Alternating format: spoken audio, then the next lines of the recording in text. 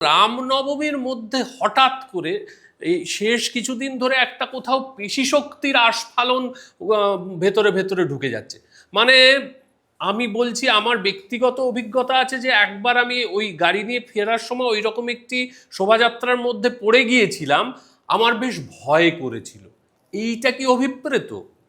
না, ভয় পাওয়াটা তো অভিপ্রেত নয়। যিনি অভয় দেন তার জন্মদিন পালন করতে গেলে আমরা ভয় পাবো কেন? কিন্তু তার জন্মদিন পালন করলে ভয়ে আছে বলে কেউ যদি ভয় দেখায়, তাহলে সেই ভয়টাও তো মেনে নেওয়া যাবে না।